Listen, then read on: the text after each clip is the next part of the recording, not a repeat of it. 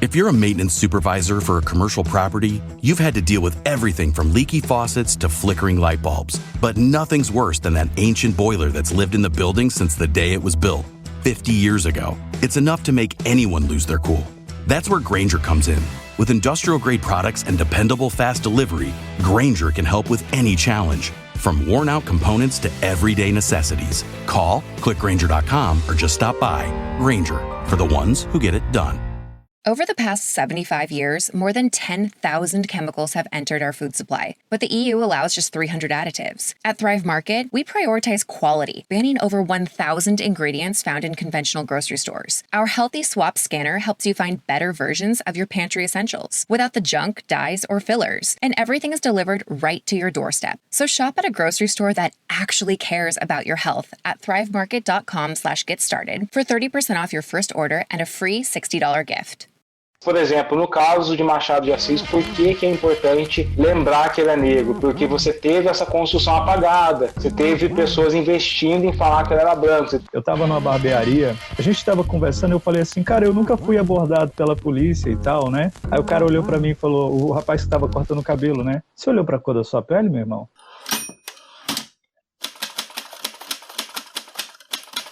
Olá, aqui é o Raik Tavares, escritor, roteirista e comunicador, falando das Minas Gerais. Rapaz, como tá frio aqui hoje? E aí, tá friozinho? No nosso 8º episódio, eu converso com o incrível Alê Santos, descrito como cronista dos negros no Twitter pela revista Piauí, é autor, roteirista, especialista em games e storytelling. Tivemos um papo muito transparente sobre racismo na literatura brasileira que você acompanha nessa edição. Na semana que gravo essa abertura do podcast, a internet coloca também em pauta mais uma vez o racismo propagado por Monteiro Lobato, que é um dos protagonistas da nossa conversa. Para abalar ainda mais o coração, na quinta-feira, dia 28 de maio, viralizou na web a história do Adriel, de 12 anos, vítima de racismo. Os ataques ocorreram em seu perfil no Instagram, em que ele fala sobre livros, mas ele não se calou, respondeu às ofensas publicamente e recebeu o apoio de várias pessoas que passaram a seguir a sua conta. Fica aqui o meu abraço ao Adriel e que os livros continuem o levando a lugares incríveis. E como prometido, nessa edição eu já começo a divulgar aí então as pessoas, do meio independente, seja livrarias, autores, editoras, o pessoal que está no meio independente. A Mayara Albuquerque, ela enviou para mim um e-mail e no seu e-mail ela pediu para divulgar o seu livro que entra em pré-venda, Os Filhos de Porvélia. É um livro que é um thriller sobrenatural. Para quem gosta dessa pegada, é só entrar em contato com ela pelo @aindamayara, A maiúsculo, no Twitter. Para quem gosta de histórias mais dramáticas, a escritora Catarine Laura Legton me enviou um e-mail pedindo para divulgar os seus 2 livros que estão na Amazon, As Duas Faces de Ângel e Todas as Vidas de um Coração. Você também pode entrar em contato com a Catarine no Instagram, no @escritora.catarinelaura. E lembrando a você, na descrição do podcast você encontra o link para a compra de todos os trabalhos, além dos livros citados na minha conversa com a Lê. Então aproveita, confere aí esses trabalhos, os livros que a gente citou, compre, ajude a literatura nacional, a literatura independente. E por último, o meu merchan. Você pode me procurar se quiser bater um papo, tiver alguma dúvida, quiser também participar de alguma live junto comigo, tiver uma pauta interessante, quiser bater um papo, pode chegar aí, mandar mensagem no @Raik Tavares ou se não no meu e-mail rackjp@hotmail.com. E claro, se você quiser que também divulgue seu trabalho, é só mandar um e-mail ou me procurar em alguma das minhas redes sociais, que vai ser um prazer. Então vamos para a edição de hoje do podcast Live com o Autor em 3, 2, 1. Eu amo o livro. E você também ama?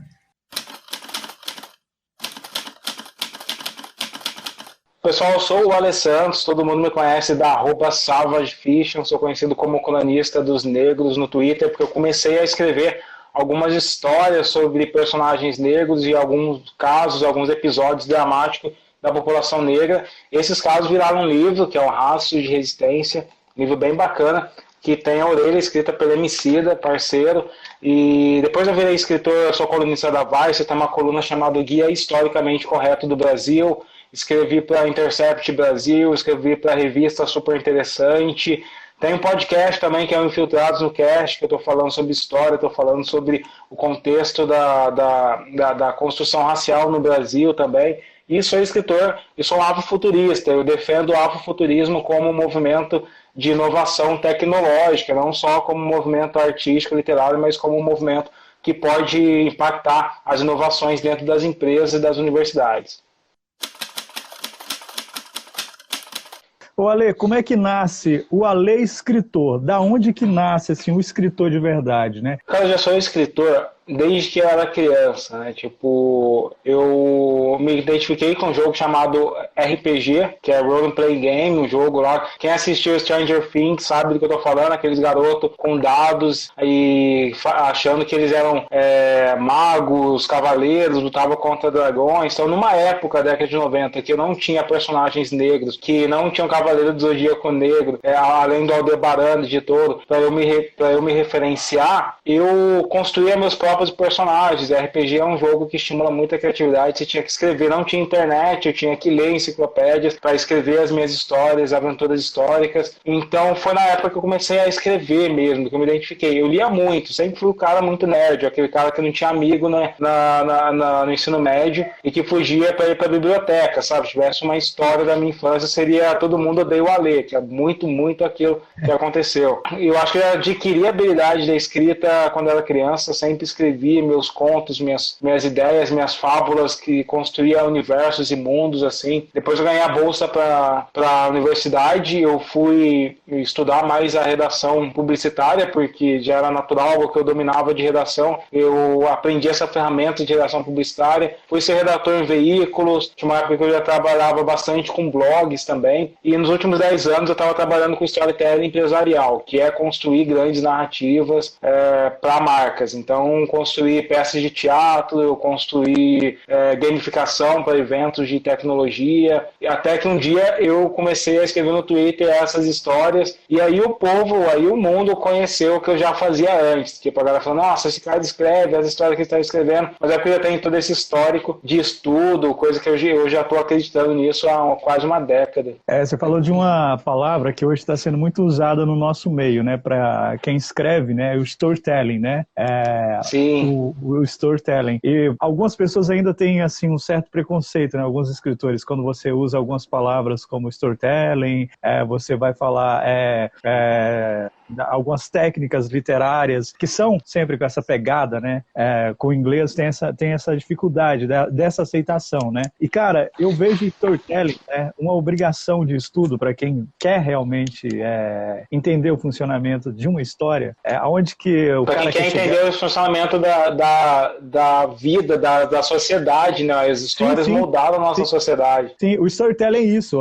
Tem um livro muito bom do James Maxwell, que é o primeiro da série dele, que ele faz a série de storytelling, 5 lições de storytelling. Ele fala sobre isso. Você usa o storytelling para melhorar até o seu relacionamento, você consegue usar. Você consegue usar o storytelling para isso. Eu gosto de um que é o Homo Ludens, que é de um historiador neerlandês, que ele vai dizer que antes de ser sapiens, antes de ser o Homo sapiens, a nossa espécie é lúdica. Então ele vai fazer todo um ensaio, uma discussão sobre essa ludicidade do cérebro humano. Eu gosto muito dele porque fala sobre como as mitologias impactam as construções e as relações sociais do nosso mundo. Também gosto do Sapiens, que o Yuval Harari vai falar bastante sobre isso. Então eu olho para as histórias, não como uma ferramenta só de conexão de utilização na propaganda, mas eu olho para as histórias como essas engrenagens de construção de grandes impérios, né? Tipo, à medida que as histórias vão sendo mais elaboradas e se organizando em formas de religiões, a sociedade vai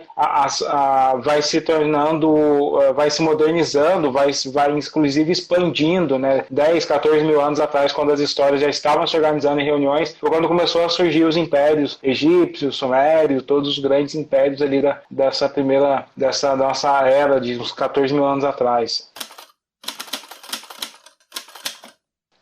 Recentemente, né, você postou aí um dos episódios do seu podcast. Para muitas pessoas, assim, não acredita, né, que isso é verdade. Tem muitas pessoas que não acreditam que o Monteiro Lobato, né, é racista, né, dentro da sua obra, e também editou livros, né, racistas, né, que tem conotações racistas. Então, eu fico pasmo de viver no país, eu não consigo compreender como que esses mestres em literatura, como que esses professores não concebiam o Monteiro Lobato racista. Cara, ele escreveu o Presidente Negro falando que os negros iam ser exterminados, ele chamava de desgraçados no livro Presidente Negro. Não só nisso, mas ele editou livros com Renato Kell. Renato Kell tentou desenvolver na nossa sociedade, no Congresso, uma discussão sobre a real esterilização de pessoas negras. Então, tem livros de Renato Kell que o Monteiro Lobato escreveu a introdução desse livro em 1938, quando ele já tinha escrito 90% do cânone do Sítio do Capão Amarelo, por exemplo. Então, o Sítio do Capão Amarelo, se não me engano, até 39 você já tinha 19 livros escritos, e em 1938 você tem Monteiro Lobato escrevendo um texto racista dentro de uma obra de Renato Kell. Então, eu fico abismado com o fato desses intelectuais não ter percebido isso, ter que surgir em 2011 uma matéria com uma carta do Monteiro Lobato defendendo a Ku Klux Klan, né, falando horrores sobre a Ku Klux Klan, falando que deveria ter publicado o livro na época que os Estados Unidos linchavam os negros, sabe? A galera precisou dessa carta em 2011 para começar a questionar um cara que foi abertamente defensor da ideia de superioridade branca no país. É uma coisa tão triste, sabe? Tão triste, né, de se falar, né? Porque é por causa da obra, né? A obra essencial mexeu com muitas pessoas, mas é a realidade. Eu não consigo passar pano, sabe? Eu não consigo olhar. Assim, o Lobato não era um cara da época. As pessoas vão dizer, mas é um homem da época. Não era. Uma coisa é você ser um homem que reproduz o racismo estrutural. Você aprendeu que negro é ruim, você ocasionalmente faz uma piada de negro. Isso não era Lobato. Lobato, ele foi um defensor, ele foi propagandista, ele investiu dinheiro, ele escreveu em jornais, ele propagou as teorias racistas. Então ele não era um homem da época. Ele, assim como Goebbels foi o homem da propaganda de Hitler, Lobato era um homem da propaganda de Renato Kell, tá ligado? Então os caras investiram isso. Até porque na época você já tinha uma luta antirracista, já tinha gente falando que isso não era legal, já tinha gente militando, já tinha os jornais negros em São Paulo fazendo uma luta antirracista. Então não pode colocar todos os homens na época como se fossem racistas, porque não era, não. Teve uma das coisas que me impressionou recentemente agora, que eu adoro Porta dos Fundos, né? E recentemente eles fizeram o escritor branco, né? A sketch, né, sobre o escritor branco, que é com o Yuri Marçal. Yuri Marçal e o Greg, né? Não, isso é muito legal, esse sketch, porque nem sempre eu gosto que as pessoas me racializem. Então, por exemplo, você vê eventos que estão o tempo todo levando escritores. E aí as divulgações sempre Paulo Coelho, Greg, outro fulano de tal. E eles não dizem Paulo Coelho, o escritor branco, fulano Greg, o escritor branco, sabe? Mas quando eles me convidam, eles querem ressaltar que eu sou negro, eles me racializam. E isso cria na mente da galera uma subcategorização. Eu quero ser um escritor conhecido ao lado de Paulo Coelho, ao lado dos escritores brancos, e não tipo uma categoria de escritor diferente. Então, ocasionalmente, essa racialização não ajuda. Mas, por exemplo, no caso de Machado de Assis, por que é importante lembrar que ele é negro? Porque você teve essa construção apagada. Você teve pessoas investindo em falar que ele era branco. Você tem Joaquim Nabuco, em 1930, falando que o Machado de Assis era um branco tipo grego. Você tem propagandas na década do ano de 2000, 2010, de bancos fazendo Machado de Assis branco. Então, você precisa lembrar as pessoas que ele era negro, porque inclusive isso faz com que seja mais natural as pessoas reconhecerem o escritor negro, né? Geralmente, como um garoto moro no interior. Então, quando eu digo para as pessoas que eu sou escritor, a maior parte das pessoas acha que eu estou mentindo, que eu sou vagabundo, tá ligado? Tipo, esses caras estão falando que é escritor, não é escritor porcaria nenhuma. Então, porque um negro ser escritor não é naturalizado. E essa naturalidade, às vezes, vem de você não dizer que ele é um escritor negro, se você coloca no meio de vários escritores e você só racializa um negro, isso está colocando ele como uma subcategoria. E às vezes isso vem de você lembrar que esse escritor, que todo mundo acha que é branco, é um escritor negro também. É muito complexo, muito volátil esses conceitos. Tem que ser natural na mente das pessoas reconhecer o escritor negro. Não, eu concordo plenamente com a naturalização das coisas, porque é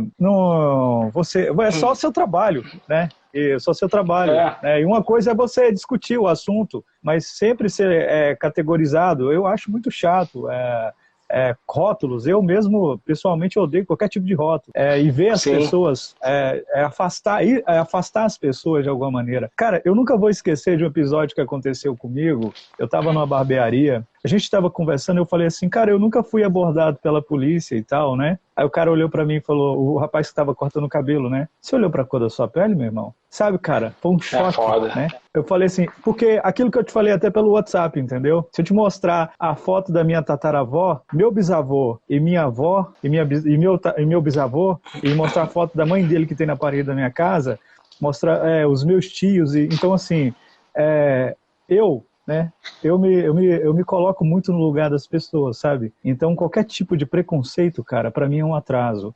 Coisas que eu odeio, racismo, ditadura, essas coisas que oprimem as pessoas, separam as pessoas, isso é terrível. Isso coloca você numa discussão muito importante, que é a discussão do afrodescendente. No Brasil, pessoas brancas são afrodescendentes também, ou seja, são pessoas brancas que descendem de pessoas negras. E por isso que esse termo não é utilizado para cotas, não é utilizado para políticas públicas, porque o racismo não recai pela gota de sangue. Nos Estados Unidos, isso recairia pela gota de sangue e as pessoas iriam ficar... e você ocasionalmente seria discriminado por alguém por falar que você descende de um negro, tá ligado? Mas no Brasil, o racismo ele recai sobre os fenótipos, sobre as características, sobre o tom de pele, o cabelo, o nariz, a boca, tudo isso que configura o negro. É por isso que aqui a gente usa essa definição mais por fenótipo, por marca, né? O que vocês acham do livro do Laurentino Gomes? Escravidão, né? O Laurentino...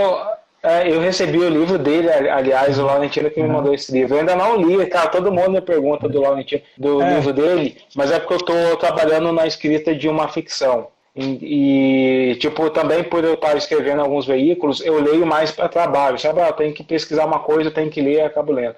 Mas eu não li o livro do Laurentino para dizer o que eu achei efetivamente. Eu sei que ele tem um trabalho interessante, sei que ele tem recursos e que ele passou muito tempo conhecendo a África.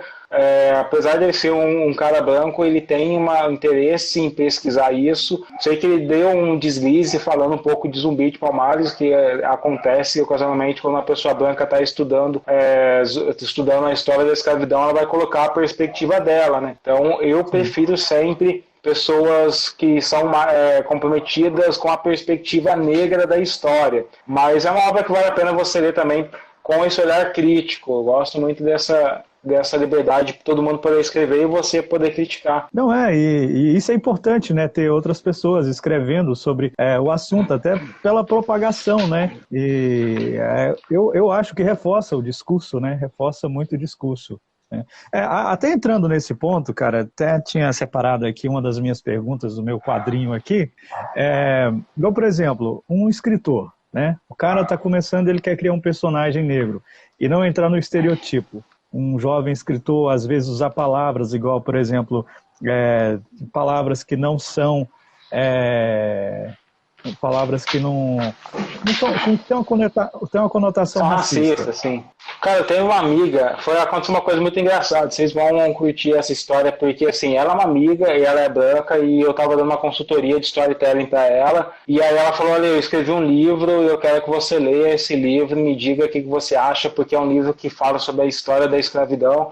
Nas primeiras 5 páginas, ela foi muito racista. Cara, ela usou todas as palavras que ela não deveria usar na vida, ela utilizou. Aí eu falei pra ela assim, me diz uma coisa, fala qual autor você se inspirou para escrever essa obra. Ela veio e falou, cara, eu gosto muito de Monteiro Lobato. Falei, então eu entendi porque que eu não consegui ler o seu livro, cara. Mano, eu não consegui ler, era muito racista. Eu tive que falar pra ela, vou te explicar uma coisa. Eu sei que você é minha amiga, mas você foi racista pra caramba.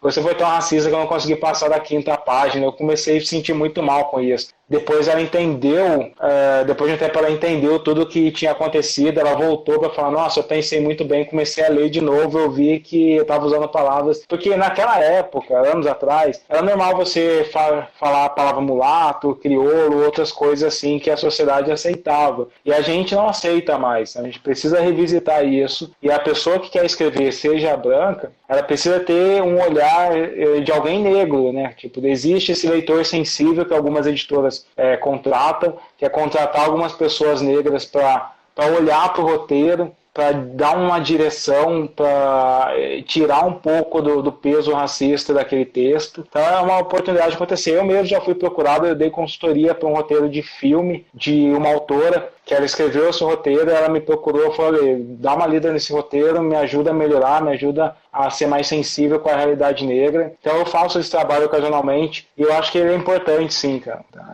Essa conversa, ela tem que ser constante, cara.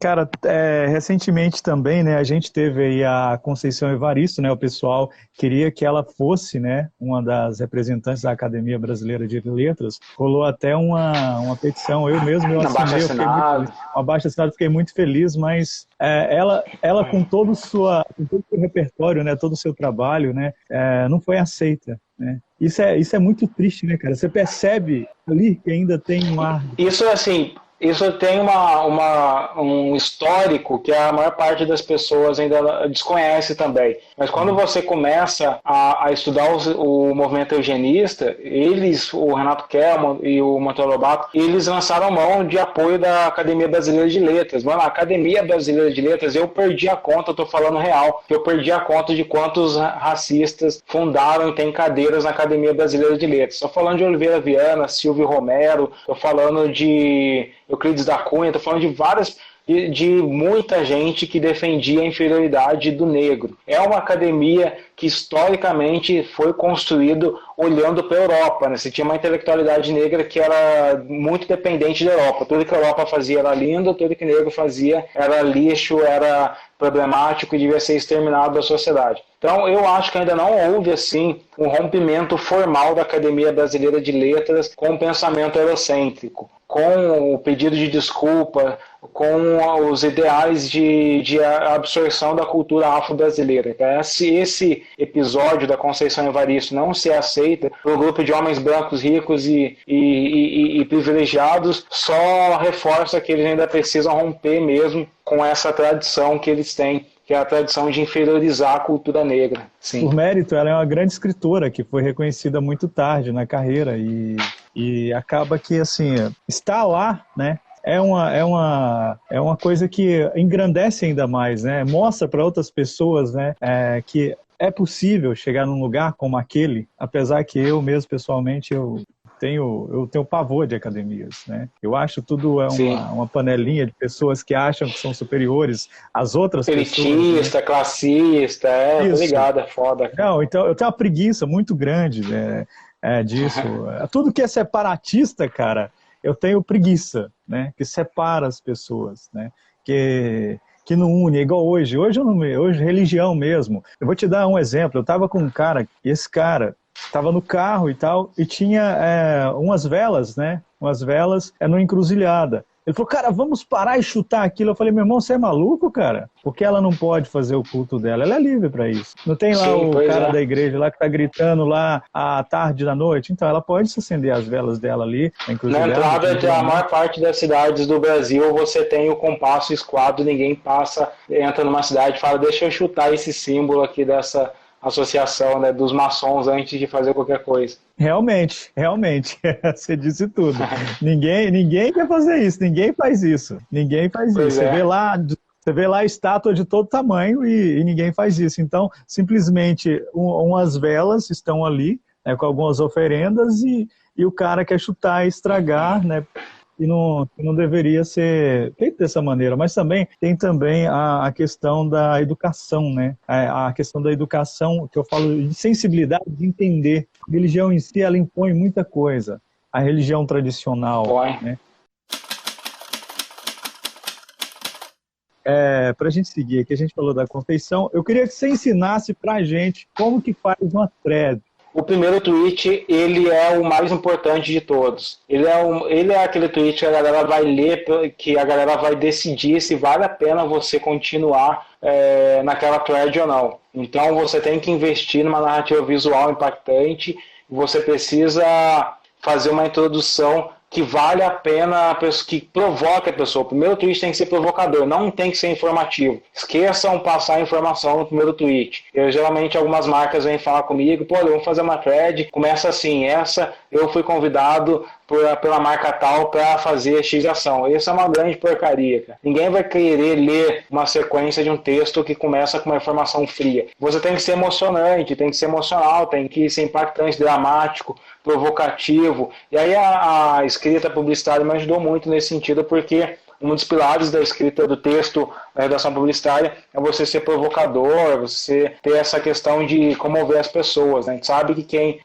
se impacta com anúncio numa revista são 3 segundos, ou no outdoor também são 3 segundos. Você passa o olho e tem que ser impactado naqueles 3 segundos. Eu carrego isso para as threads. Primeiro tweet tem que ser dramático. Depois que a pessoa fizer o contrato social, né, tipo esse contrato psicológico, beleza, gostei, tô interessado em ler essa thread. Aí ela vai aceitar qualquer tipo de informação, mas então você precisa comover ela no começo. E depois que você faz essa comoção, eu sigo geralmente as minhas emoções, eu sigo a minha bússola é a minha emoção. Tipo, tem um autor que é o Hemingway, um dos maiores autores clássicos dos Estados Unidos, que ele diz que se você não sente mais, se você está esvaziado de emoções, é porque seu texto acabou, você não tem mais o que dizer. Então, eu sigo isso como bússola. Enquanto eu sou provocado, emocionado pelaquela narrativa, seja raiva, seja amor, seja compaixão, eu continuo escrevendo. Então, tem uma thread minha que é o do Otabenga, que é o negro que foi enjaulado com um gorila, um macaco, um chimpanzé, na verdade, para ser comparado com chimpanzés no zoológico, em 1906, e é uma thread que eu terminei muito depressivo, cara. Eu falei, mano, porque ele se mata, né? Quem não leu essa thread tá no meu livro também, no Rastro de Resistência, e ele se mata. Ele se mata de uma maneira e se suicida porque ele vê que não tem mais solução para a vida dele. Tô procurando aqui. E eu, no final desse texto, me senti muito mal com essa história. Eu falei, caramba, cara, é isso, tipo, sabe? Aquele com o gorila enjaulado. Mas é a emoção que as pessoas precisavam entender que existe, que é essa desolação do povo negro de às vezes ser desumanizado. Imagina aqueles caras que estão na cadeia, com o quanto eles se sentem, né, sabe? Tipo, eu tô aqui na minha casa durante quase um mês e a minha autoestima vai lá pro limbo, vai pro lixo, tá ligado? Você começa a se sentir sem autoestima, sem força. Então imagina como que as pessoas enjauladas ficam. É um sentimento que a sociedade precisa entender. Por eu ter essa sensibilidade, essa compreensão de que eu quero transmitir esse sentimento, quando eu atingi esse cume, eu paro de escrever. Eu falo, cara, isso era tudo que eu tinha, é tudo que eu queria para esse momento, né? Então eu sigo essas emoções e principalmente você tem que escrever uma thread com cara de entretenimento, não com cara de informação. Geralmente, se você precisar passar muita informação, intercala, tipo um tweet mais emocional, um mais dramático, um mais informativo. Um mais informativo, coloca mais outra informação e volta a provocar com uma emoção. E usa as imagens para projetar, para complementar as emoções que você está querendo construir, sabe? Se o seu texto ele é frio e está usando datas, está usando números, usa um GIF que vai provocar a galera com alguma emoção. Isso vai dar um complemento, vai transformar isso tudo numa coisa mais interessante. Mas assim, é um assunto muito extenso, eu faço isso em curso do workshop para a galera. Mas é muito isso, sigam as suas emoções e usem o pensamento do entretenimento para escrever. Uma boa thread, ela tem que ter mais ou menos que tamanho? Para você, na sua opinião, assim, uma boa thread. Eu não conto por tamanho em si, eu conto por essa emoção. Se eu acho que a galera está se emocionando ainda, se eu acho que eu consigo conectar alguma emoção, ela vai longe. Tem uma thread que é a thread que eu fiz sobre o massacre do Carandiru, que eu acho que passou de 15, 16 tweets, mas é uma thread que eu vou misturando trechos da música do Racionais ali, e a parada vai indo assim, de uma maneira, num ritmo que fica interessante para você acompanhar. A galera gostou bastante dessa thread. para a gente finalizar aqui, então, como sempre, eu peço ao pessoal para indicar alguma coisa, um filme, uma série, um livro contemporâneo, ou não, né? Eu vou indicar esse livro. Eu acabei de receber esse livro, eu fiquei mega interessado para ler ele. Eu fiz uma thread falando sobre o estereótipo dos negros em filme de terror, e a editora me mandou esse Horror Noir aqui, que é um livro que fala sobre o histórico de personagens negros em Hollywood. Então, cara, eu comecei a passar o olho nele aqui agora. Então, tem desde a época de Black Exploitation até as décadas mais 80 e 90, onde a gente vai encontrar, por exemplo, aqui, ó, Vampiro no Brooklyn e o Blade. Então ele vai contar todo o histórico de como foi a inserção dos negros na indústria de Hollywood, nos filmes de terror, desde os estereótipos racistas até depois que eles se transformaram em heróis. Cara, obrigado, viu? Valeu mesmo aí essa conversa nossa. Eu aprendi bastante com você, eu adoro o seu trabalho. A gente manter mais esse contato aí, trocar mais ideia, aprender mais, sempre é bom. Conta comigo se você precisar, e para vocês aí que quiserem acompanhar essas discussões, sigam o meu podcast, Infiltrados no Cast. Está disponível no iTunes, está disponível na Deezer, no Spotify, está disponível em todo quanto é lugar. Então vou começar uma série falando sobre a abolição, vou ter uma série que eu estou falando sobre os negros no entretenimento em Hollywood, que tem muita discussão boa lá. E eu estou nas redes sociais o tempo todo falando aí, Twitter, Instagram, ocasionalmente algum programa de TV quando a pandemia acabar. E se tudo der certo, ano que vem vai ter um romance que eu estou construindo, um romance afrofuturista. Então me acompanhem e brigadão pela oportunidade, cara. Vamos continuar conversando.